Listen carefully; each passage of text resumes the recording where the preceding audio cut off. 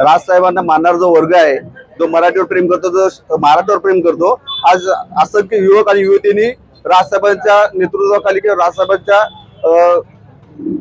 मार्गदर्शनाखाली आज डोंबिवली शहरामध्ये प्रवेश केलेला आहे. त्यांचं आम्ही सगळ्यांचं स्वागत करतो. गेल्या बरेच दिवसापासून अनेक तरुण तरुणी यांना महाराष्ट्र नवनिर्माण सेनेमध्ये प्रवेश करायचा होता, अशी इच्छा विद्यार्थी सेनेच्या माध्यमातून आमच्यापर्यंत आली होती. आजचा तो मुहूर्त ठरलेला आहे.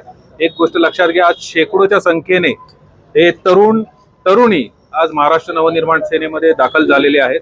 नेते फोडून आमच्या पक्षात आलेले नाहीयेत, हे तरुण कार्यकर्ते आलेले आहेत, ज्यांना राजसाहेब आणि उद्धव साहेब हा जो ठाकरे ब्रँड आहे, या ठाकरे ब्रँडवर प्रचंड विश्वास आहे.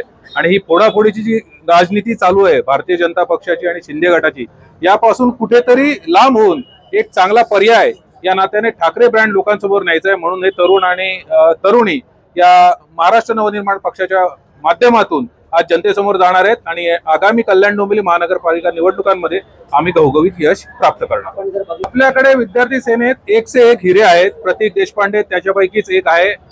राजूदादा पाटील आणि सन्माननीय राजसाहेब ठाकरे आणि आपले अविनाश जाधव साहेब यांनी या तरुण नेतृत्वावरती विश्वास दाखवला आणि त्याचीच प्रचिती आज तुम्हाला जाणवत आहे की मोठ्या संख्येने. आणि ही तर पहिली पायरी आहे, लक्षात घ्या. अजून बरेच प्रवेश बाकी आहेत, पण आम्ही तरुणांना संधी देणार आहोत. नेत्यांनी कृपया आमच्यापासून लांब राहावं.